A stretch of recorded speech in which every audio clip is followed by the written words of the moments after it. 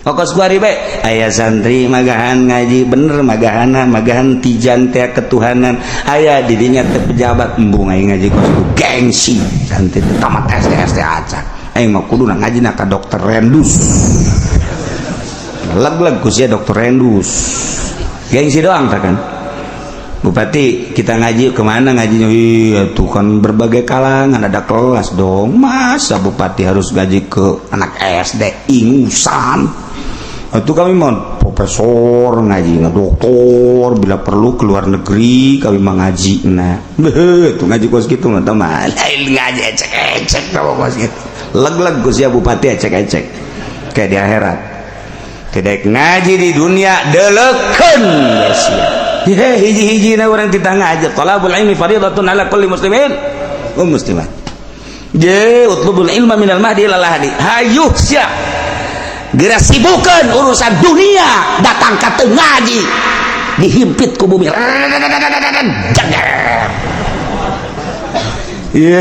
emang nanaonan aing mah sekadar ngajak doang tidak katolos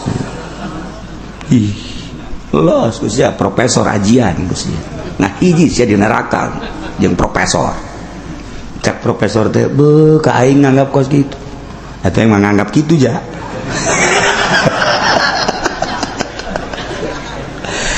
ekstrim amat can hulu teu bener maksudna bener teu siapa sok aju sensitif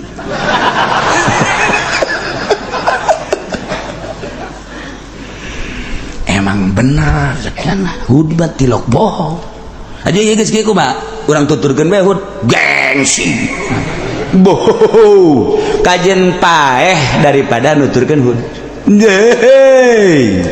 eta mah sarua jeung jelema susah aju guguru kajen teuing hese sakarat kajen teuing hese sakarat asal urang ulah mararat urusan disiksa di akhirat eta mah kumaha engke urang kaparatna bae tolol teh bahasa geus teuing urang jegik bae ngebedul ngaoran ngemonyet urusan sakarat lah itu tempat terakhir eta nganggap enteng goblok bener bae pan nu ngebedul sakarat na hese jasa nu ngamonyet kitu kene dibukti-bukti eta mah sakadar dunia nayege diaman teh gunjang ganjing ceramah pemimpin kumaha ieu urang geus kieu lantaran Nabi Hud dengan Nabi kan nama si Hud anu ngaku Nabi ngaku Rasul kuari geus berangkat ke Mekah berikut jeung penganut-penganutna tinggal urang ayeuna di dieu kumaha tindakan urang jauh urang seperti sabenerna mah hate leutik mah percaya ka hotengan gengsi doang gengsi ku kabeungharan gengsi ku kagagahan gengsi ku jabatan lantaran urang gengsi aju teu iman ka nyana padahal mun diperhatikeun bener jasa ti awal ge omongan-omongan nyana nah ieu urang kumaha ieu kumaha ieu kur mujuna unggal poe rapat urusan kos kitu bae aya awewe lulumpatan tok naon lulumpatan angin di ditu geus aya angin sok aja macem-macem bae angin ngagedebur-gedebur di ditu tuh bobeak tuntung itu kula ge datang ka dieu lumpat teh maksudna beusi kena angin gede jasa awewe lumpat deui ka ditu ngabejaan aya angin gede tewak segala teh bugo angin naon segala angin segala tewak ngacaukeun dunia sia bangsa jadi kacau kayaknya sia tewak sawal angin sakjana angin mana angin itu di luhur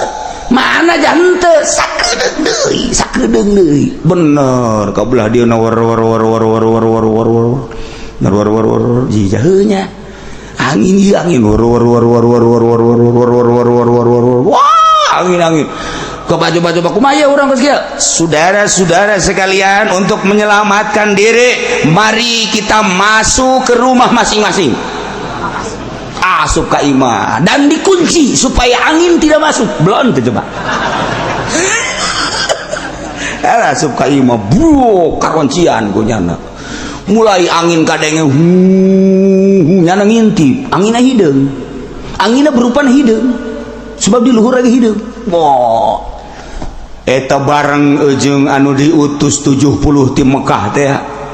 nyanat langsung pidato dulur ieu kamarana sarepi amat kalaluar mana pamimpin ieu kula ieu tas di Mekah ieu tas di ijabah doa ieu tuh da hideung di luhur pugu angin ngagedeber nyana ceramah tolol teh cenah asana kabalinger cenah ieu jelema aruh hiji-hiji acan arasup ka imah meureunnan nyana ge kanu 70-an urang arasup yuk ka imah konsian yuk cek nyana teh ieu asana angin lain hujan ieu nyana ge boga rarasaan asup ka jero imah langsung mimiti hewan-hewan halali di angin teh nya gedenya hideungnya muter kadege suarana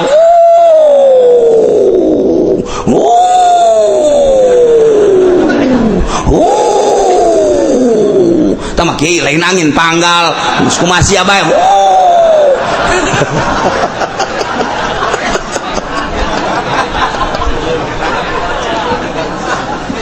ya Allah ya Rabbi angin hidung tergede ngegelebug anu luar biasa tanpa aya cayan tanpa aya nanaonan disebut narihul hakim angin anu hapa angin anu henteu disertai ku katisan-katisan pan urang lamun keur cicing panas kemudian aya angin komo aya bintik-bintik cai manikmat nu aya ieu mah lain angin teh teu dibarengan ku nanon angin teh angin we kadeuleuh segala rupa hewan kuda geus mulai kalaluhur termasuk onta geus puguh bangsa hewan-hewan nu laletik memulai kuari kacabutan tatangkalan tangkal kurma tangkal buah be kacapudan teu daek ka mana angin teh di dinya bae deui terus we muter we kuari mulai geus beak hewan-hewan geus beak tatangkalan disaksian ku manehana wali berkaluhur sing gudubrak wah kuari imah hoya-goyagan gojreg nyana kan sieun rubuh salah ieu cenah-cenah di jero salah keluar salah ieu kudu kumaha ieu lantaran imah oya-goyagan kan nyana sieun ka imah keluar nyana sieun di jero nyana sieun tetap berpikiran mendingan keluar wala luar kabehan imah oya-goyagan ngaranna ge siksa henteu gegeraan kieu ya berbabarang henteu terus bae engke leutik angin teh kapi aya bae tah jakna eueuh tah angin tah ku ari mah mulai ngagedean deui ngagedean oi angin gede teu kudu woi ya kabehan nyahoeun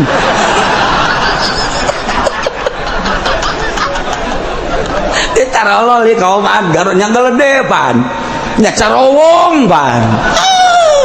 oh atuh geus bae pokona mah sing jeroak sing derengek langsung kababawa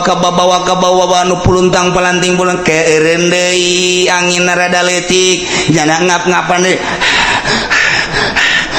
terus angin dibalikeun ku Gusti Allah nu tadina ngatuhu kuari ngenca woi tibalik angin woi wah siksa anu luar biasa geus kuari ka imah sing golotak gua kacabut ka bawah ka luhur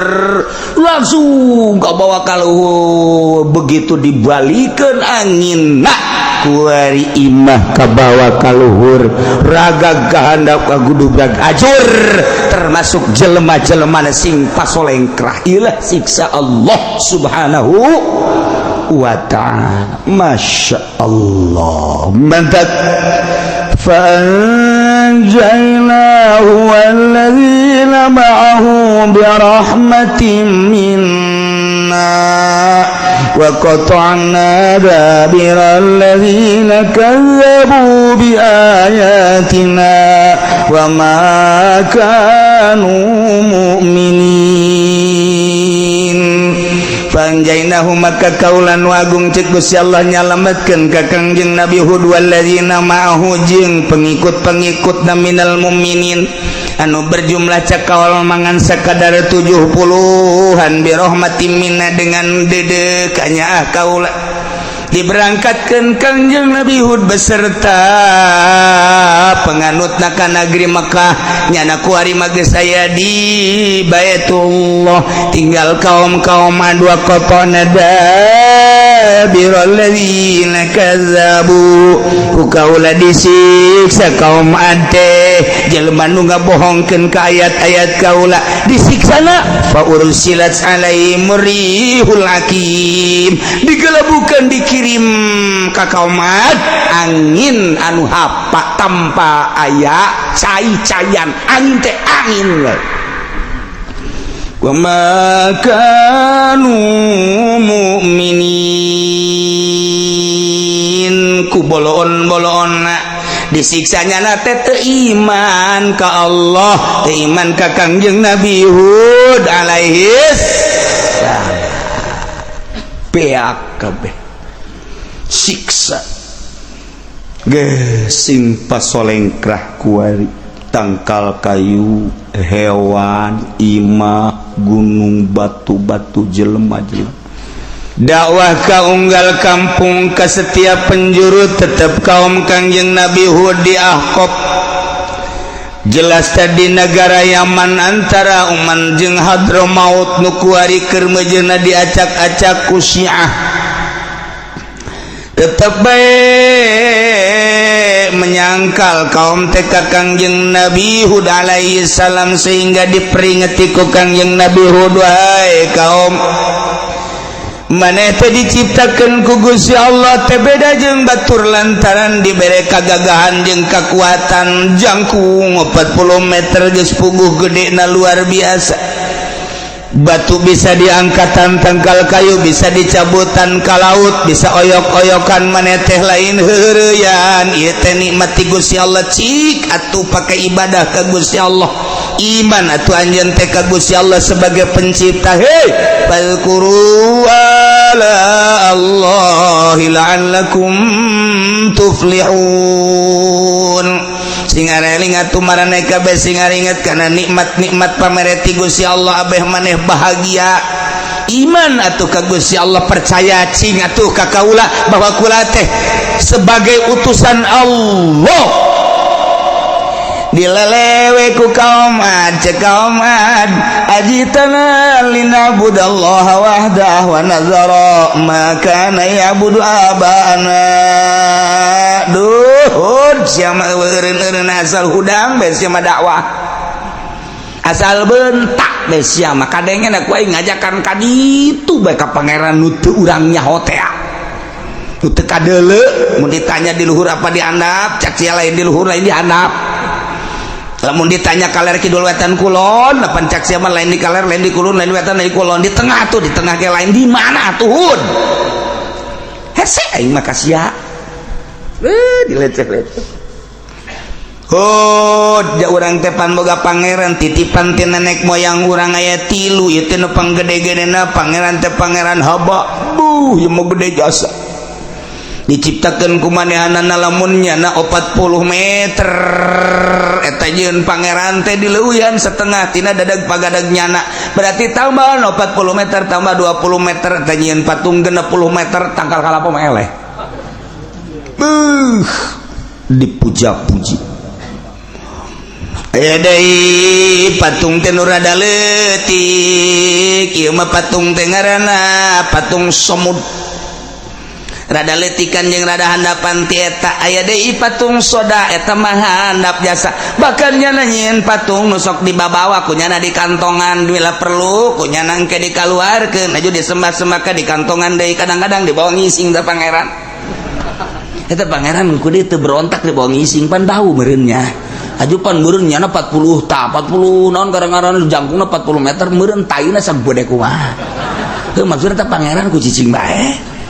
dibawa ku nyana malah ngomong nage Hud sing karunya ka pangeran urang keur mah nyana teu bisa beuntat teu bisa leumpah urang sok exeri teh kunaon tarolol teuing karunyaan hud pangeran urang titipan ti kolot-kolot urang ti nenek moyang urang maneh mangan sakadar ngajak teh tu ibadah teh iman teh kaditu ka pangeran anu teu kadeuleun nu gaib teh maneh teh datang ka kami kabehan teh hanya ngajakan ka Allah nauhidkeun ka Allah haju nita ninggalkeun pangeran-pangeran titipan ti bapa moyang urang lah kieu bae hud geus atuh ayeuna mah maneh sok jung jajangji jacak maneh teh akan lamun teu iman ka Allah teu iman ka kaula bakal diturunan siksa hud kieu bae ku ari mah fatina biba ta'iduna in kunta minas shadiqin jelaskeun buktikeun kabeneran maneh cek maneh mun kami teu iman ka pangeran nu ngaran Allah bakal disiksa buktikan turunkeun siksa ka kaula turunkan siksa ka kami mun nya maneh rasul ayo bejakeun ka pangeran siahud turunkan dekos kumaha coba ambu eta nangtangan anak kos kitu amat eta kan ka Kangjeng Nabi di Kangjeng Nabi urang ge tahun 2015 sarua bae sakumaha nu diucapkeun ku Syekh Tuan Abdul Qadir Al-Jailani dina kitab Fathur Rabbani cek manehanana anta tadail Islam wal iman ente teh ngaku Islam ngaku iman tetapi ente ngucap kama qalahul kufar sakumaha ucapan kufar bae mun ditanya mah Islam agamana mun ditanya mah iman percaya ka Allah tapi ari ucapan kos jelema kafir bae kumaha kafir ngomongna in hiya illa hayatuna dunya nahya wa namut deui kahirupan mah cak kafir teh kecuali kahirupan dunia geus kami mah teu percaya ka akhirat tah ente Islam ente iman tapi ente kos kafir bae lantaran di deuleu salat henteu ngeridit terus bae ngali terus bae bobogohan terus bae ustad nge SMS ka jahe blon teh coba cak ustad teh kiai teh mah lain blon cager berarti cager tak ustad kos gitu eta mah lain cager oper cager pengakuan nama Islam jeung iman tapi omongan nama henteu jai mah teu ngomong kos kitu kadeuleuna unggal poesi ayo begitu hudang teh lain ka Allah inget akan ka pagawean-pagawean teh kapan dunia inget teh ka bisnis-bisnis teh kapan dunia inget teh ka ladang-ladang teh kapan dunia ketika azan didengungkeun pan siama mipir teu daya ka masjid pan eta teh seakan-akan hirup teh di dunia doang Allah di akhirat mah mun nya ge nyana yakin ka akhirat pasti nyana neangan ketuhanan yang Maha Esa belajar memperbaiki diri wau ke diri ka Gusti Allah lamun nya aya akhirat di jero hatena yakin nyana bakal ngaji ka jeung kumaha ge sagasna ngaji bakal make nah kulantaran teu ngaji teu wau ka Allah teu make teu salat teu puasa teu zakat ayo bae korupsi sakangen-angen nyana sakayang nyana berarti kama qalahul kufar sarua jeung ucapan kufar in hiya illa hayatuna dunya tanya ku urang hei dewan sia kunaon sih salat henteu tapi kan dia teu bareres tagara korupsi pan terus kunaon kitu cek nyana eueuh deui kahirupan mah kecuali ngan di dunia doang geus aing mangpeng jadi DPR ku aing ku ari endek dimak-mak-mak-makeun aji mumpung ye aing mah teu ngomong kos kitu seakan-akan ngomong kitu lantaran nyana teu ngopenan ka alam akhirat urang mapan ku ari ieu mantak daek ngaji ge lantaran teu boga duit lain-lain nu mantak daek ngaji ge lantaran urang inget kumaha aing ke geus bae di kuburan kumaha ke aing lamun dihudangkeun ti kubur digiring ka masar kumaha ke aing lamun ditimbang mizan kumaha ke aing lamun dipasangkeun jembatan Siratal Mustaqim kan berarti urang rawong ka ditu mantak daek ngaji ge ieu teh urang keur dimensina dimensi alam nu itu nu keur di puncak mah keur aya di dimensi alam fana keur aya di alam nu rusak nu di Bali ku ari teh pejabat mobil aya duit boga ku ari teh keur liburan di puncak ku ari keur liburan di Lembang ku ari keur di liburan nu aya di Bali nu ka Singapura segala rupa eta teh pamimpin urang sok henteu kumaha ieu nagara lain ngararaji ayo da kumaha teu nyahoeun kana ketuhanan yang Maha Esa nya eta Ji orang dipimpin ku nyana nu kuarik nyala keur liburan. Apa liburan teh di hotel? Apa di hotel teh tempat ibadah? Tuh sia seuri berarti sia ngarti. Kok yang dipancing berarti sia ngarti tah berarti. Lah orang jaritakeun hotel tempat ibadah hehe. Sedangkan pemimpin orang keur di hotel, di Bali di hotel, di Singapura di hotel, nu ka Belanda nu ka Amerika di hotel eta teh nu mimpin urang di jerona urang hayang gerak kabayang gerak ayo urang dipimpin ku kos kitu senang teu eta teh teu ngarti kana ketuhanan yang Maha Esa. Wajar kurang gak dia siap gitu balik di Singapura kayak dia ditatar kieu bae cicing sia di dia sia boga mobil teh dipajang bon sia pajang teh kami ya aing mah diperet ku sia datang kata luar getih aing sia mah hahehe di ditu hayo awal nu ku sia di Bali mana ya pan kitu amat lain kitu amat gak ku sia dia telu siapa yang leuwih teh lain lu ka sia tungtung namen teluh-teluhan bae. Ayo keur carita lamun urang ngabuktikeun bahasa nyana berpancasila ketuhanan yang Maha Esa kuari liburan muacet kamari pejumah kala luar bangsa Indonesia nu baroga mobil eta teh pejabat-pejabat anu digaji ku urang etis apa henteu sih nyana berpancasila na etis apa henteu tinggal ditajong bae ku urang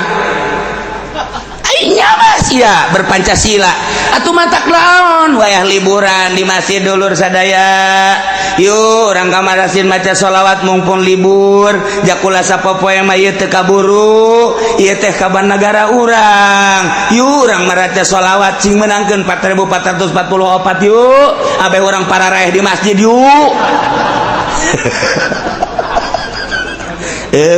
pejabat begitu di DPR na di PNS na eta pola pikirna berarti in hiya illa hayatunad dunia teu ngomongnya na sakumaha omongan kafir bertingkah sarua jeung ngomong deui kahirupan baca kira kecuali kahirupan dour ya bang liburan dong dadah rakyat dia teluh siapa aing ngadadahan aing goblok meureun jadi mah teu ngadadahan seakan-akan cek ahli nuzor masa akan-akan ngadadahan je eta teh man taqawala biqaulin fa idda'asihataha wa man tahawala bihalatin idda'asihataha wa husnaha sahaja lemah nu berucap berarti nganggap ucapan eta teh bagus cak nyana sahaja lemah bertingkah berarti eta teh nganggap tingkah eta teh bener jeung bagus cak nyana atuh aya koedah-koedahna cek ahli nuzor berarti nyana teh seakan-akan ngadadahan urang seakan-akan sanajan henteu dulur di ari mah bae nya jasa mah rakyat aing mah endeu ka puncak kelanan sakedeung di ditu urang encek geus nungguan aing dadah rakyat endeu teu diteluh kumaha ku urang geura paeh sia moal disalateun ku aing sia lah cenah ngancam kos kitu ye kecil teh mah udah dianggap kecil sia lah cenah ke sholawat na gede mah daek cenah ki ucim aja emang aing butuh sholawat henteu tapi kan lamun ku Allah henteu dipaskeun mah hese bae jelema sugih dah babari cenah kiai mah jeung santri mah gas pokona asal dibere duit bae ge daratang kabeneran urangna keur eueuh teu dipetakeun ku Allah deuk kumaha nyana paeh urang keur eueuh deuk kumaha atuh hehe emang kumaha eta mah urusan Allah deh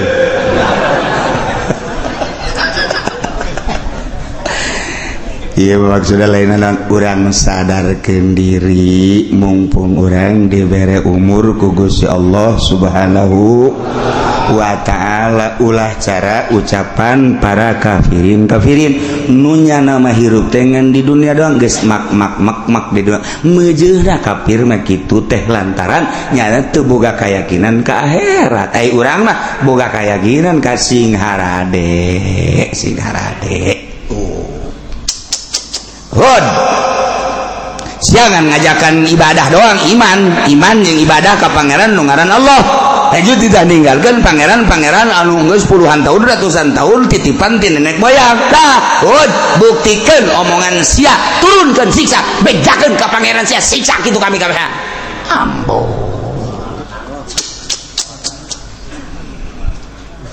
Idinya lah cekang yang Nabi udah qad waqa'alaikum mir rabbikum rijsun wa ghadab.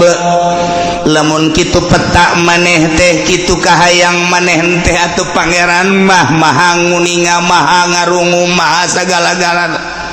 Yakin jeung jelas qad waqa'anya ta'alaikum karanjeun kabeh mir rabbikum ti pangeran aranjeun yakna Allah rijsun siksa wa ghadabun jeung bebendu siksa keneh. Sakadar kula ngajak iman ka Allah ngajak ibadah ka Allah atuh jadi lunani fi asma'in samaitumuha anata anjeun maduan ka kaula ngabenduan ka kaula merangan ka kaula dina urusan-urusan ngaran-ngaran nu kumaha disebut yakni patung-patung anu tilu teh tadi.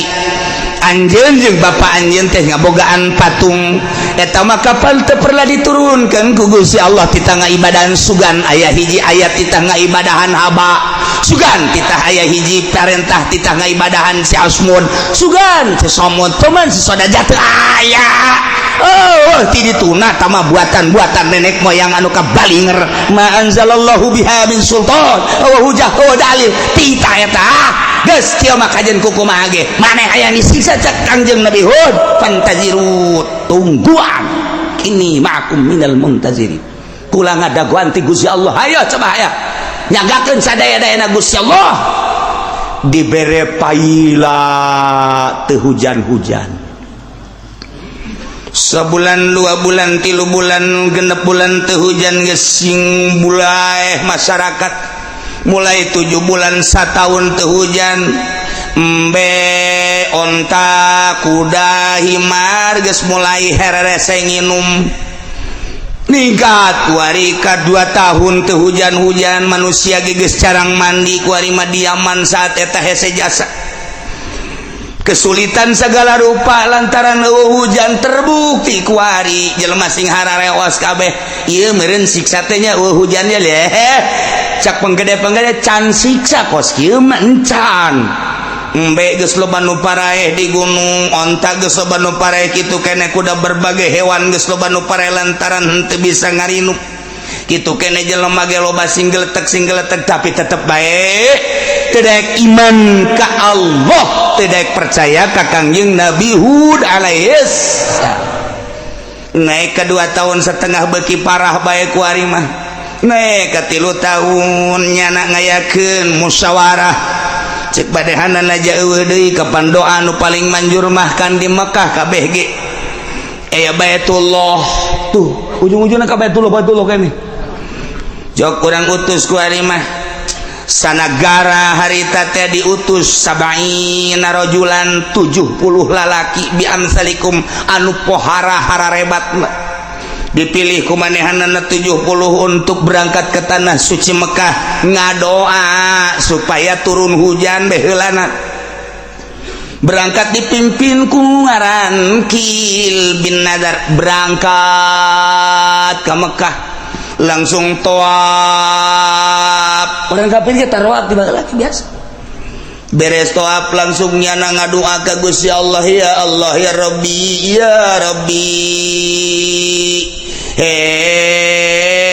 pangeran Nabi skini turunkeun hujan ka abdi makun tataskib sakumaha nu Gusti teu pernah nurunkeun hujan ka kaum Ad iskihim ya Allah turunkeun hujan ka kaum Ad maksudna anu geus sababaraha taun dihitung ku abdi salasa sanatin teu pernah hujan iskihim ya Allah ya kunaon minta ka Allah sarua aya ditita iman ka Allah henteu iman tapi minta ka Allah kabalinger ngantung-tung nahilanan ceknya nate demi pangeran haba demi pangeran asmut demi pangeran soda jeung ditambahan ku pangeran-pangeran nu aya di tanah suci Mekah pangeran-pangeran nu di berbagai negara caknya na batu-batu patung-patung coba kami minta tulung panghujan kentuh kaum Ad nu geus 3 tahun teu hujan tiba-tiba langsung reuk aya di luhur poe pohara jasa ta doa tuh sing tarawel dijabah doa hebat pangeran lain sembarangan aya suara dari di luhur wahai yaki nu ngadoanakan kikil ngaranna lain kikil heh teh ya dia tingali kumane di luhur awan tingali di dulu ku kabeh anu 70 pot ka luhur ka bunga cek suara aya sabaraha rupa di luhur teh tilu hiji baydo dua hamro tilu sauda aya warna putih warna berem warna hidung cak suara hayang nu warna mana ieu nu hendak diturunkeun langsung kil ngomong sauda lantaran sauda mah painaha aksarum sebab pangloba-lobana nurunkeun cai di mana-mana jeung dikti baheula ge ieu adalah mega mendung nu hideung mah geura-geuraan cak suara maneh nu 70-an iringkeun kami ka negeri aman setelah maneh menta nu hideung cepet diawakeun nu putih jeung nu beureum lah tinggal hidup bunga kabeh cap berangkat di Mekah ka negeri Yaman naik kuda koplak di luhur awan terus-terusan Masya Allah nyala geus bunga jasa geus tere datang ka deket Yaman orang Yaman lagi pemimpin Yaman saat eta geus tuh nu kurang ditunggu-tunggu teh tuh deuleu di luhur tuh banahun borojol hud aya naon hud deuleu tuh dihujaneun deuleu doa kami pemimpin kami nu dikirim ke Mekah ka Baitullah ka Ka'bah tuh terbukti tuh keur berangkat ka dieu tuh deuleu Kanjeng Nabi Hud ge kaget jijaheunya cak Kanjeng Nabi Hud mah hujan gede bakal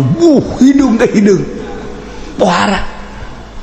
wah aing beki dilecehkeun bae cak aduh Kanjeng Nabi Hud aing rasul pan ieu mana tuh jadi kieu cak Kanjeng Nabi Hud langsung sujud ka Gusti Allah blak la ilaha illa anta subhanaka inni kuntu minaz zalimin fastajabna lahu wa najainahu minal ghammi wa kadzalika nunjil mu'minin langsung udah ngadoa ya Allah ya Rabbi mun bahasa Arabna panjang nawir qalbi ya Allah cahayaan hati abdi ilhaman abdi bere mukjizat abdi ya Allah ieu nu keur iring-iringan mega nu hideung abdi hayang nyaho peneranganana Gusti Allah supaya ieu jelas abdi teh ieu utusan Gusti langsung seketika eta ya Hud anjeun jeung pengikut anjeun nu iman ka anjeun jeung ka kaula keluar ti nagara Ahqaf ti nagara Yaman berangkat ke Mekah anjeun bebeja maneh ka umat maneh bahwa mana teh dek berangkat ke negeri Mekah dek nyalamatkan diri berikut jeung nu iman ka kaula sebab bejakeun ieu nagara dek disiksa gitu ya Allah ya Rabbi langsung Kanjeng Nabi Hud marahmai beungeutna aing asli rasul ya pedenya mah waduh oka surang wiridan izqala yusufu haju ayatnya apa mantepan tunduk lo sama gua lo langsung nyala saudara-saudara kaum Ahqaf saudara-saudara kaum Ad yang berada di negeri Yaman itu nu hideung di luhur lain hujan siksa kula geus aya instruksi ti Gusti Allah bahwa kula jeung penganut-penganut nu iman ka kaula jeung ka Gusti Allah geus titita kaluar saha bae nu percaya ka kaula bahwa kula sebagai rasul saha nu percaya ka Gusti Allah bahwa Allah teh sebagai khalik yo urang berangkat titah ka negeri Mekah nyalametkeun awak. Jangan berangkat mulai numarilu 1 2 3 4 5 genep 7 dihitung cuman aya sabing bilangan anu dikirim kunyana cuman 70 saeutik anjeun Nabi Hud eta dakwah 100 tahun ngan menang 70 urang. Atuh urang mah kuari nyeun pondok pesantren di imah setahun 2 tahun aya meureun santri 10-an terlalu loba teuing eta ge. Terlalu loba teuing 10 kuduna mah 2. Ya 10 loba teuing eta dibandingkeun 100 tahun kan boga 70. Berarti kan setahun hiji kan teu. Atuh 10 tahun 100 tahun kan boga 70 berarti ayeuna 70 bagi 100 sabaraha cepat. Cepat. Tuh, aing mah bukan murid Barodo Jasa. Heran. 10 tahun gitu hiji acan. Berarti sapotong. Sapotong. Mulai berangkat disaring-sarikeun ku urang Yaman. Hud deuk ka mana? Mekah. Deuk naon? Nyalametkeun kami mah tidak siksa. Saha nu deuk nyiksa? Allah. Mana siksa tuh nu hideung? Hujan. Tamat tiba heula ge hujan. Lain ku lagi si bere mujizat ku Gusti Allah kita berangkat ini di kamari Allah ayo datangkan hujan datangkan siksa bayakeun ka Allah sakedeui deui mulai berangkat kanjing Nabi Hud tetep kaula ngajak bae terakhir ya ka umat kula mangan sakadar titah dakwah ku Gusti Allah itu nu hideung melegbeg di luhur teh eta teh lain hujan ternyata bakal jadi siksa. Kaula mangan sakadar ngabejaan bae bagi nu iman anu percaya yu urang salametkeun awak urang ka negeri Mekah. Aya geus kira ulah loba amangun. Ngabacokak ngalulu. Geus berangkat sia salametkeun awak sia. Teu kira-kira berangkat kangjeng Nabi Hud beserta kaumna 70 tinggal kaum didinya sing harewas sebenarnya orangnya sieunnya jauh dilok ngabohong sebenarnya urang sebenarnya gengsi doang ngarobrol gengsi doang sebenarnya orangnya tuh percayanya na Rasul yang gengsi kan urang makan bangsawan kan urang sebab ari kangjeng Nabi Hud mah diutus ku Gusti Allah min ausatihim nasabau wa hasaba tina tahap di pertengahan henteu terlalu luhur turunana non kebangsawanana henteu terlalu handap ausatihim nasabau wa hasaba ditinjau tina segalana penuh kesederhanaan kangjeng Nabi Hud maka gengsi deuk iman ka kangjeng Nabi Hud. Kokos kuari bae aya santri magahan ngaji bener magahan tijan teh ketuhanan aya didinya teh pejabat embung aing ngaji kos itu gengsi santri teh tamat SD acan aing mah kuduna ngajina ka dokter Rendus leg-leg ku sia dokter Rendus gengsi doang tah kan Bupati kita ngaji kemana ngajinya tuh kan berbagai kalangan ada kelas dong masa Bupati harus ngaji ke anak SD ingusan itu kami mau profesor ngaji doktor bila perlu keluar negeri kami mau ngaji nah itu ngaji kos gitu nggak tahu mah lain ngaji ecek kalau kos gitu leg-leg gus ya Bupati ecek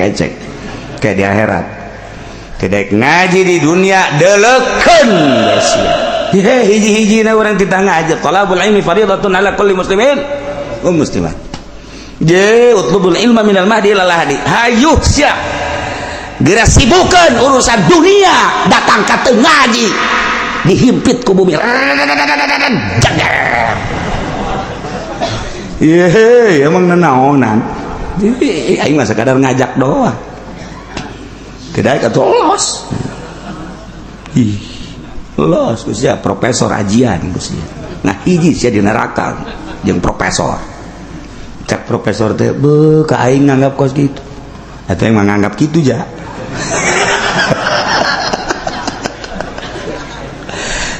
ekstrim amat teu bener maksudnya bener teu siapa sok aju sensitif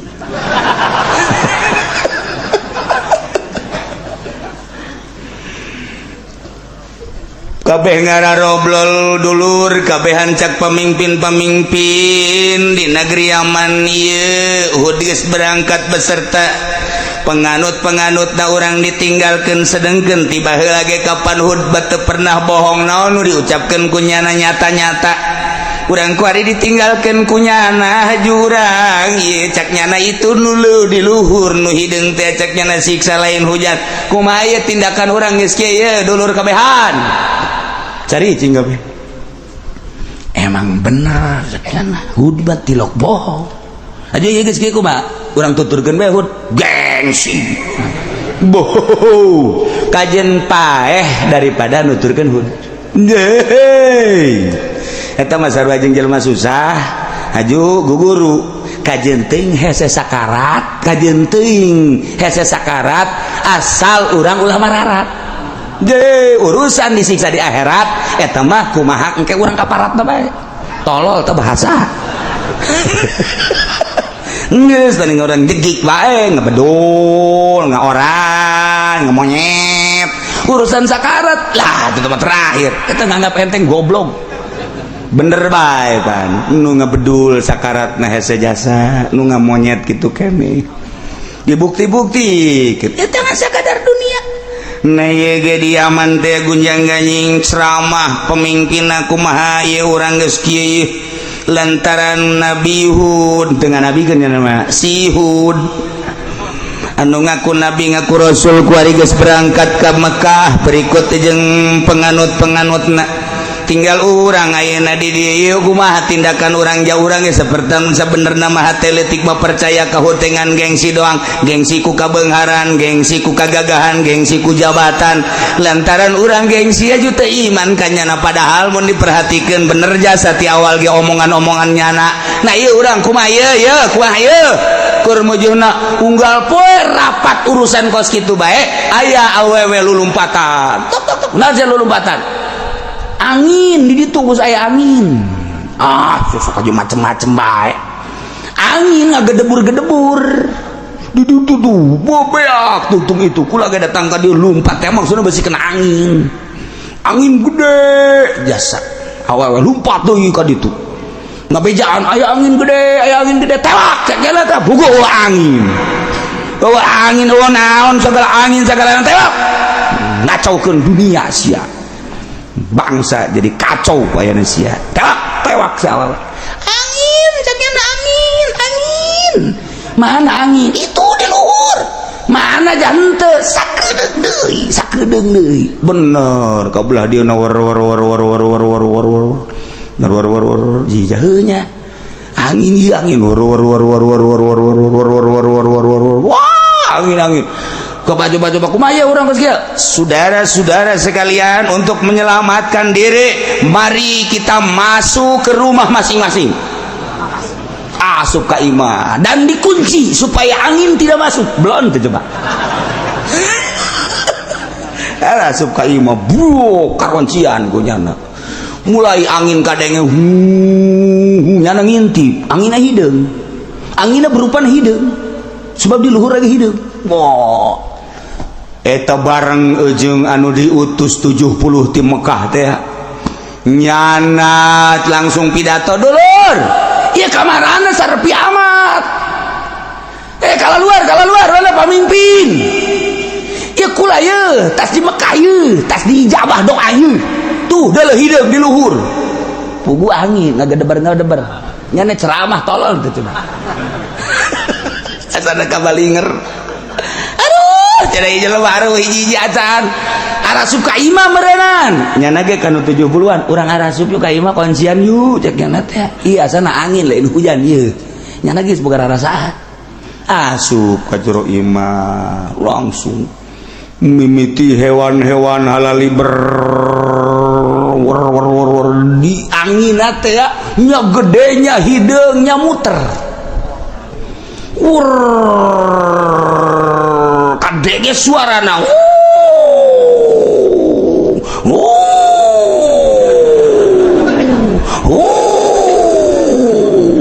Kiai lain angin panggal geus kumaha sia bae.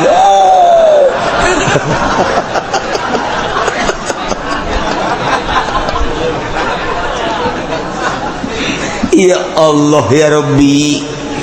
angin hidung tergede ngegelebug anu luar biasa,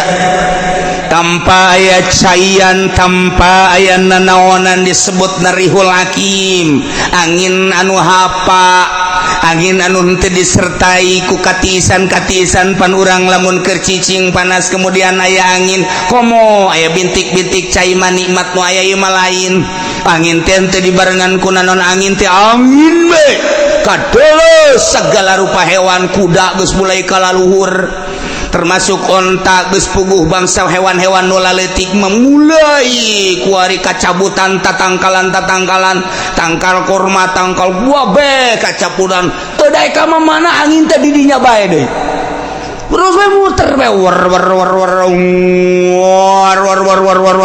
kuari mulai geus beak hewan-hewan geus beak tatangkalan disaksian ku manehna wali berkaluhur si gudubrak wah kuari imah hoya-goyagan goreng gojreg nyana kajian rubuh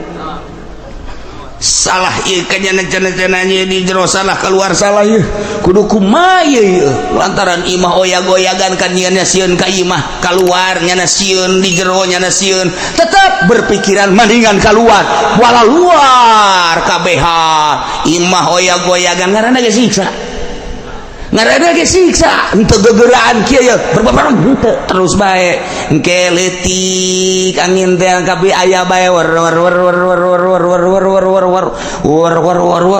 tah jagana eueuh tah angin tah ku ari mah mulai ngagedean deui ngagedean oi angin gede teu kudu woi ya kabehan nyahoeun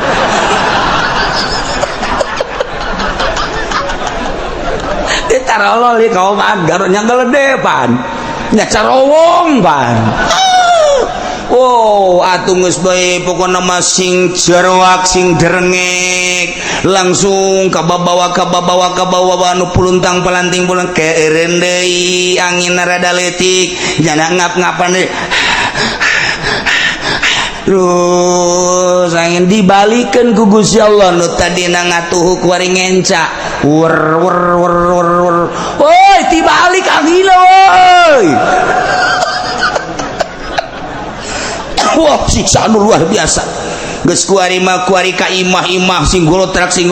buah kacabut ka bawah ka luhur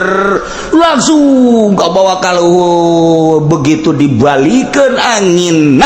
kuari imah ka bawah ka luhur ragag kahandap ka gudubrak ajur termasuk jelema-jelema sing pasolengkrah ilah siksa Allah subhanahu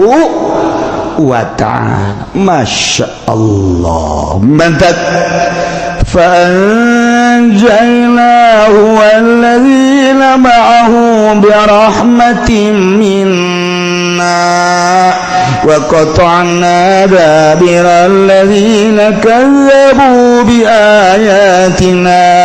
وما كانوا مؤمنين Panjainahu maka kaulan wagung cek Gusti Allah nyalametkeun ka Kangjeng Nabi Hud walladzina ma'ahu jeung pengikut-pengikutna minal mu'minin anu berjumlah cakaol mangan sakadar 70-an bi rahmatin minna dengan dedekanya kaula diberangkatkeun Kangjeng Nabi Hud beserta penganutna ka negeri Mekah nyana kuari mage saya di Baitullah tinggal kaum-kaum dua qatana dabirul ladzina kazzabu ku kaula disiksa kaum ante jelema nu ngabohongkeun ka ayat-ayat kaula disiksana fa ursilat alaihim rihul hakim digelebukeun dikirim ka kaum angin anu hapa tanpa aya cai-caian angin teh angin wa ma kanu mu'minin ku boloon-boloonna disiksanya nate teu iman ka Allah, teu iman ka Kangjeng Nabi Hud alaihis salam. Beak kabeh siksa gesing pasolengkrah kuari tangkal kayu hewan imah gunung batu-batu jelema-jelema sapoe dua poe eueuh nu hirup hiji-hiji aja tilu poe mulai ka ambe bau opat poe mulai lain lalagaan bau na teu bau jasa datang ka 7 poe ambalaya bau na pohara maka Allah ngutus manuk diciptakeun ku Gusti Allah manuk anu gedena kira-kira bangsa sameter gedena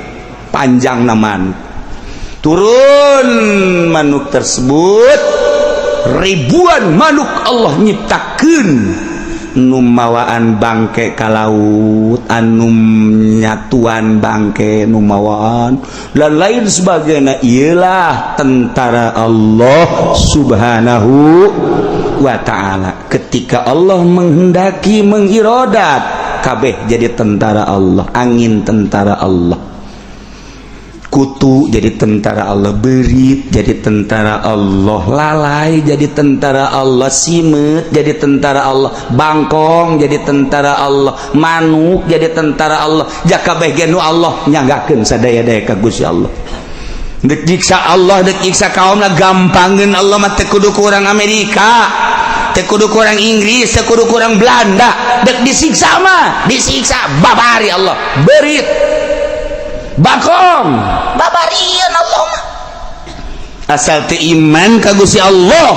kaum nu baheula langsung disiksa. Di umat urang mah umat Kangjeng Nabi Muhammad sallallahu alaihi wasallam teu gegeraan disiksa, ialah keuntungan urang hirup jadi umat Kangjeng Nabi Muhammad sallallahu alaihi wasallam. Nya siksa teh kelompok-kelompok teh keseluruhan. Urang geus dibuktikan siksa ku Gusti Allah tuh tsunami, tingali tsunami Aceh, tambah deui tsunami Pangandaran, ditambah deui ku berbagai longsor-longsor tuh Padang, tingali tuh Cianjur, tuh Sukabumi, tuh Banten, tambahan deui selain daripada longsor teh angin-angin, gunung bitu dan lain sebagainya. Eueuh bae anu ngajakan tobat ka Gusti Allah. Sugan aya hiji gubernur anu hajunyana tobat tabarruk ka Gusti Allah cerik haju ngajak umatna teu kadenge. Sugan aya bupati anu ngajak tobat ka Gusti Allah teu ngadenge. Sugan aya menteri atuh anu ngajak tobat dirina tobat haju ngajakan tobat ka masyarakatna teu ngadenge. Sugan presiden atuh eueuh berarti geus bener-bener nyana geus teu nyahoan kana ketuhanan yang Maha Esa. Boloon eta pasang ku sia Garuda tadi dieu tah dilegeg sia ku Garuda pasang mantak naon sing ngasehatan dulur beureung cem jasa tamun urang boga camat boga bupati. Ieu merupakan siksa ti Gusti Allah lantaran beureunanan urang anu nyieun dosa ka Gusti Allah. Ja urang nanu Allah, taneuh nanu Allah, kok urang teu ngabdi ka Gusti Allah dan sakadar urang menikmati kehidupan dunia bayu, urang babarengan yu tobat yu. Kula geus unggal peuting ceurik bae lantaran pamajikan galak cak bupati teh. Sia cak masyarakat teh. Yu urang tobat ka Gusti Allah. Eueuh ngadenge kitu. Paling ngajaknya na lantaran bupati nati Golkar Kiai Golkar haju ngajakan titah tobat cak masyarakat sia bae sih tobat ulah sok ditahan ka kami ye sia gecan becus tobat teu dipercaya ulah tuh lah Kiai Golkar lah coba Kiai PDI badugan aing ku sia tah sia memapan boga ieu naon ngaranna tanduk badugan ku tanduk sia bae heulanan teu dipercaya. Nah, juga nih mah petilu ya, lantaran dia mah hebat petilu mah behe, komo petilu tuh pemimpin siaga tuh dibui. Ayo, nek mana tuh makana ya kuari nu meujeuna akibat daripada teu marejeuhna isieun bupati ge hayang ngajakan tobat gubernur ge hayang cuman izin rasa masa si aing ngajak aing teu tobat atuh siana heula tobat henteu ieu terus-terusan bakalna selama henteu tararobat kieu bae terus we digunyang ganjing ku Gusti Allah ke dibere deui kasuburan ke ditowol ke disiksa deui terus bae salila henteu babalik kanu bogana ka Gusti Allah terus bae sia teu percaya aing nu bogana ca Gusti Allah abeh kanyahoan bawa aing nu bogana aing ngurunkeun siksa ka sia Jakarta teu eureun di banjiran aya nu ngajak tobat eueuh mararah strategina bae strategina ieulah itulah bongkar ieulah coba ieulah eueuh bae nu ngajak taubatan nasuha eueuh ye kiai mah teu nyaho bae meureun jadi imah bae tuh ja kami di Jakarta istighfar emang tobat istighfar soekeun sungut sia ku aing ye itu aing geus nyaho istighfar mah sapira istighfar emang sapira istighfar mah tobat teh make syarat bego tuh aing haju bego bae pan ka sia bungan sia ka aing nganggap urang lembur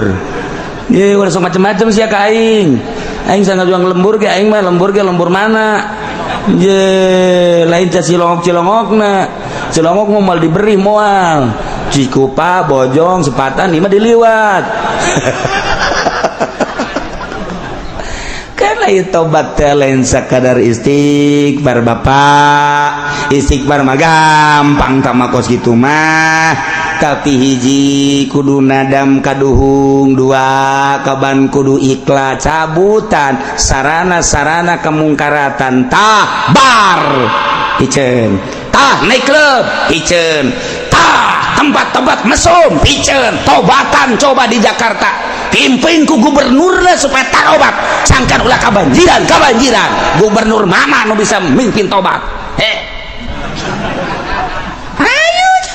tobat ngaranna salila kieu bae moal bisa ngajeni hukum siksa deui banjir deui siksa deui hayo kieu bae terus ge lantaran teu babalikeun nu bogana balikeun ka nu bogana ayo tobat mantek Kangjeng Nabi Hud mah disalametkeun jeung pengikut ka negeri Mekah geus ngadenge informasi bahwa malaikat Jibril ngabejaan ka Kangjeng Nabi Hud ya Nabi Allah Hud utusan Allah tuh Yaman kaum ad geus disiksa geus rata ku ari mah ditiup rihul aqim munajat Kangjeng Nabi Hud Gusti geus kieu abdi kumaha cek Gusti Allah Hud kuari balik deui ka ditu ka Yaman selesaikeun eta anu berserakan beuh cek Kangjeng Nabi Hud sugan teh geus anggeus tugas rencang rencang geus bisa ngabayangkeun jelema golede mangka ning pararae haju geus saminggu beuh mana teuing bauna ya aing teh nyelesaikeun deui bae atuh emang kos kitu Rasul mah ulah haju selesai satungtung hirup can selesai berarti tugas balik ayo orang ka Yaman berangkat 70 kilo ka negeri Yaman geus kaambeuh hanyir beuh cek Kangjeng Nabi Hud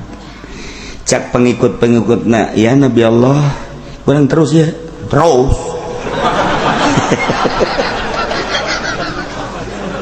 cak Kangjeng Nabi Hud emang kunaon nanya terus ambean rada lain deui cek kitu atuh sarua aku lagi cek kitu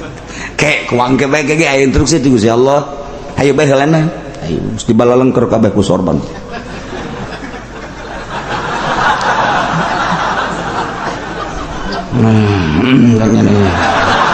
ya, teroris cuma ya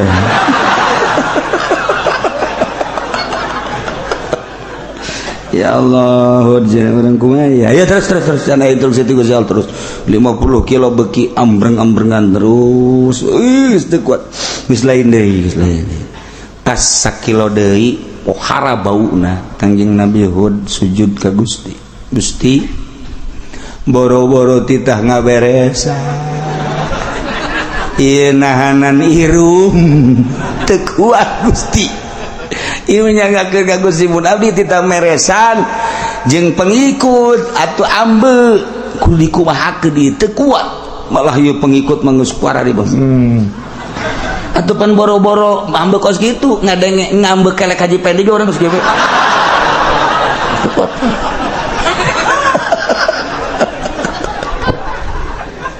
ya Allah jol malaikat Jibril alaihi salam tak assalamualaikum salam hot tugas laksanakan urusan bau ya cekel tak dibere kabeh segegede kieu kafur dibere ngaranna kafur kayu kafur kita di dahar bikeun ku Kangjeng Nabi Huda dahar gitu dahar tak masya Allah mayit sengit mayit teh bau ku ari mah tah barang dibere eta eta lamun aya mantep jasa tah atuh mun bisa di SMS ku ari malaikat Jibril titah mawa eta mantep tah mantep teh sengit awak jadi sengit kabeh jadi sengit kan berjuang ai bau mah hese kan mulai narawel ka Kangjeng Nabi ieu rada sareungitnya bener sakeun kabehan sengit amat nya satu kabeh tina naon nya ieu tah horenganan ieu ti sorga kayu kafur ti sorga titah di dalahar seetik abeh ulah kaembe bau langsung datang ka dinya berserakan luar biasa manuk loba kene Kangjeng Nabi Hud ngagrokeun pemimpin man tekali datang ini burung Garuda apa bukan dari Indonesia ya budak can ayah Indonesia mah can ayah Indonesia masih kelem kene harita ditanya mana manuk di mana abdi ciptaan Allah khalaqas samawati wal ard cak manuk maneh ka dia diinstruksikan ku Gusti Allah kula sebagai panglimana titah ngaberesan ieu ngan kula hayang kapanggih jeung Rasulullah nu ngaran Hud can kapanggih anu bakal ngaberesan ieu adalah pemimpinna Hud kula pemimpin ti Gusti Allah utusan langsung ngan sebagai makhluk manusana Hud can aya mana ieu teu bauheun teu budak aduh langsung dicekal gua Kang Nyabid ana Nabiullah Hud alaihissalam oh iya langsung manuk sujud asyhadu an la ilaha illallah wa asyhadu anna hudan rasulullah manuk syahadat si Ahok ente manuk syahadat manuk syahadat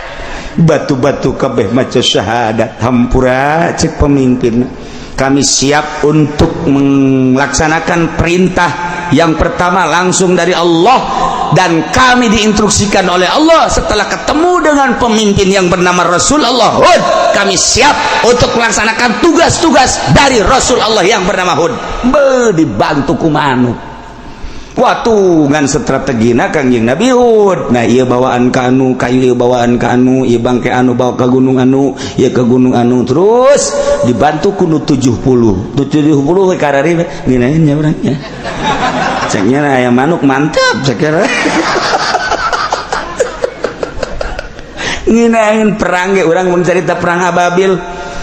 alam tara kaifa fa'ala rabbuka bi ashabil fil alam yaj'al kaidahum fi tadlil wa arsala 'alaihim tayran ababil tarmihim bi hijaratin min sijil faj'alahum ka'asfim makul raja Abroha anu sakitu ganasna luar biasa dek hancurkeun Baitullah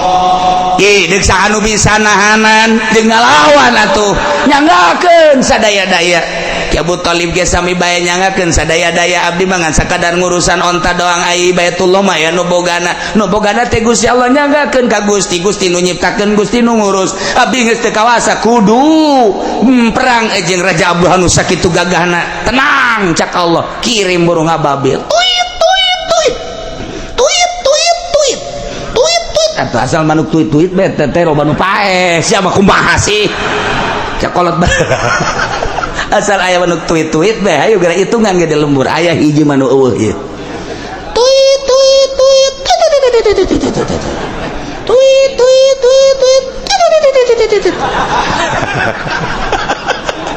hitungan di lembur we budak sanu muriang kana euy asana poe ieu ya geunsan ye emang urang tweet di saya toh eta kolot baheula mah bisaan bae deui kula sana tweet ku sugan teh mah bener manuk tweet horeng budak make daun caut teh goblok sia tipu sia paengan nu paeh poe ieu horeng sia bisa anta budak make daun caut teh nurutan manuk budak angon mapan bisa nih tak nah iyalah rapih ku manuk kabeh gus beres kemudian dihujanan ku Gusti Allah rek geus pamitlah man kami sebagai panglima Allah kami sebagai tentara Allah tugas kami geus selesai maka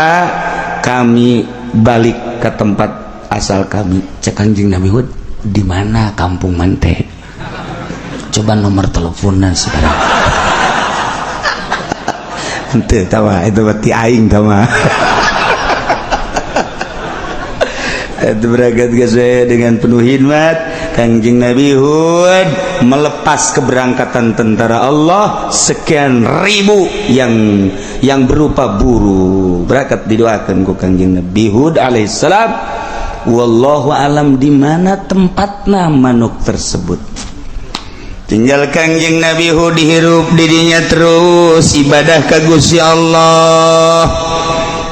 Tentrem jeung tenang telila ti sabada eta Kanjeng Nabi Hud langsung didatangan ku malaikat Jibril ti Gusti Allah. Cek malaikat Jibril ya Nabi Allah Hud alaihissalam geus beres tugas anjeun mamaka anjeun ku hari dek dipundut ku Gusti nyanggakeun ai geus beres cek Kanjeng Nabi Hud. Langsung datang malakal maut cabut nyawana dimakamkeunlah Kanjeng Nabi Hud alaihissalam di Yaman. Mantak besi aya nu dek milu ziarah ka Yaman siap-siap ngumpulkeun duit 50 juta kabehan direkrut ku Haji Pendi sabaraha puluh atawa ratus ke dibawa ku Haji Pendi duitna haju teu balik deh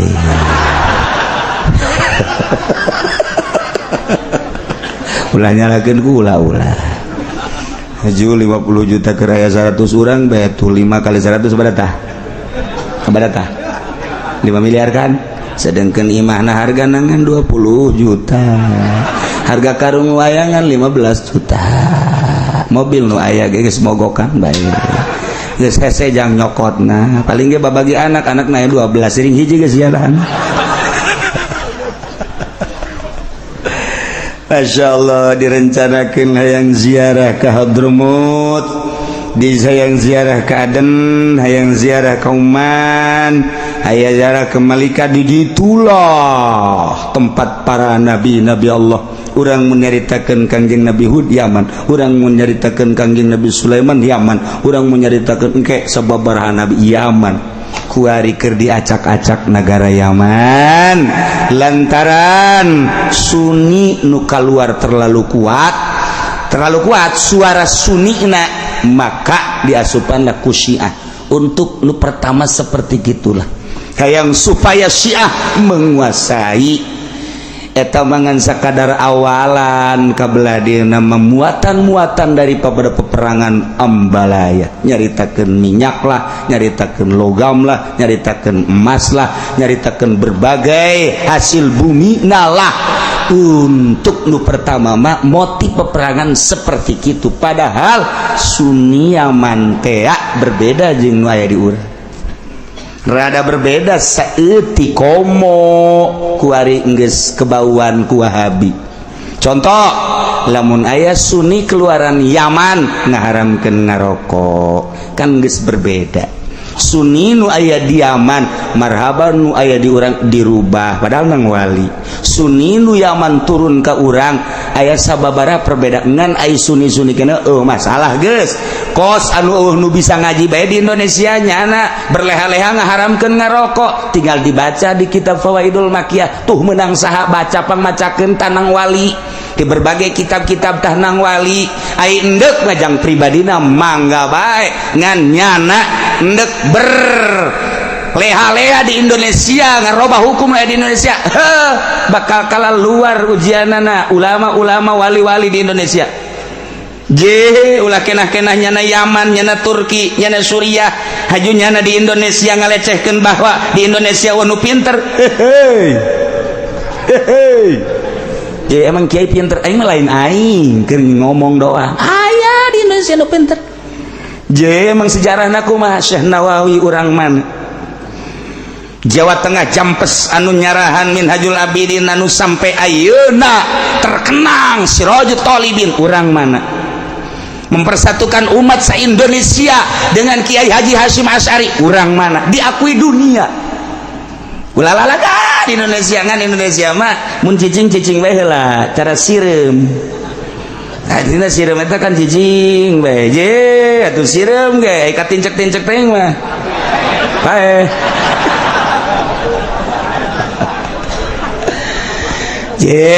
sejarahna ngalawan Belanda kiai diseret diserang datang ka pos dibuka dadana ku Ki Ahmad tembak saya urang mana eta ulah sambarangan kakarak bisa ngaharamkeun ngarokok aju nengkrek ulah endek ngaharamkeun sorangan bae atas nama supi tasawuf pek bae ngaharamkeun speaker atas nama pribadi tasawuf pek bae ketika dinasionalkeun adu kekuatan mana alatna mana hadisna mana Qur'anna mantekan jeung munazarahat hudang ujana ulama Indonesia mah ulalalagan emang di Indonesia kumaha ditakuti ulama Indonesia anu pernah jadi imam haram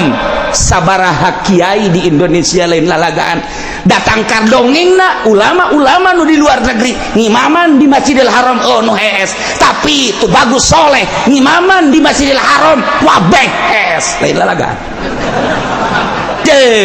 padahal mah teh kudu tuh bagus soleh kuari ge keur ngaji hees bae eta emang watak meureun tah mah ikeur nyaritakeun sejarah sehingga ada Indonesia Bung Karno dunia mengakui Gus Dur dunia sampai saat ini diakui dunia ulah main-main ngan hartina pek bayu urang babarengan ulah sok haju bertengker-tengker kakarak jebolan ini jebolan cerita jebolan Turki di urang haju huae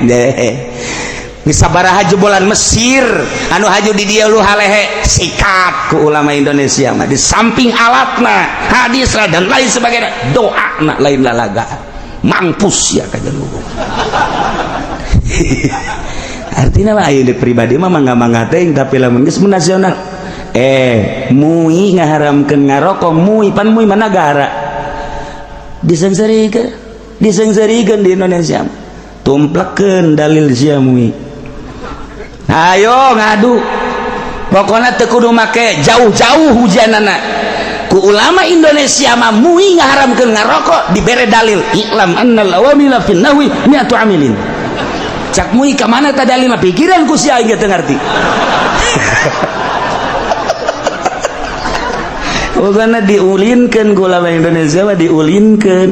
nu mantep kuari NU ambalaya cari cing be ulama na tenang lain berarti cicing nyayomkeun engke didoakeun ke heula kumaha carana sebab ieu mah kajian ku kumaha ge imah urang imah Sunni ieu teh di Indonesia anu nyeun kekuatan Indonesia deuleu sejarahna sanajan bari keur acak-acakan ke berarti keur dihadean ya imah rusak meureun jandelana rusak meureun lawangna haju kentengna eueuhan atuh imah ambalaya berarti atuh atuh teh ngarubuhkeun doang berarti tetep lantaran ngarasa imah urang hadean heula coba atuh tang kentengna supaya rapi mulai emang kitu bae bangunan mah tuh engke rusak ke dihadean ke rusak organisasi ge sarua wari keur rusak atuh tetep lain berarti diantepkeun keur dideuleukeun urang omean yuk kitu kan di Indonesia nu mantak jang ribut eueuh di Indonesia mah tenang we heula kau eueuh piributan di Indonesia eueuh nggak ribut gegedean dek naon ribut jasia dek sholat elos dek ngaji elos dek dahar bae elos dek naon diribut atuh sia teu meunang ge di nagara kawin 2-3 jas sia mah aing ge nyaho di Karawang boga di Subang boga geus loba omong. Urusan negara urusan sia mah urusan sia geus loba. Heuh nyaho tuh henteu jadi ribut. Di Indonesia mah mantap kembali deui urang ku ari ka kedaulatan bangsa Indonesia. Urang kembali bersatu. Yuk urang bangun Indonesia dengan ketuhanan yang Maha Esa. Kayahokeun aji kuari ku urang ketuhanan yang Maha Esa tanpa aya mendiskreditkan. Yuk dalam negeri luar negeri kitabna eta keneh Quran hadisna eta keneh aya sautak saeutik perbedaan ulah sok digede-gedekeun menyatu demi keutuhan Indonesia. Geuleuh lalagaan Indonesia mah bake kasieun sote geus kituna tah asal geus hayo urang hiji wow ujian nu tilok salat ti harap hayo geus hokona perang salat henteu puasa henteu hayo geus terus eta resep di Indonesia kos gitu tah. Iyalah kaum ad selesai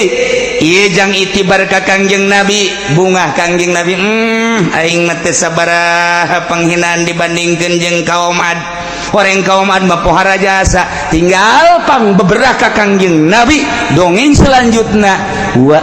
ila samuda akhahum sholiha urang dongeng kaum Samud dipimpin ku Kangjeng Nabi Sholeh alaihi nu minggu hareup ngabesan rugi. Wallahu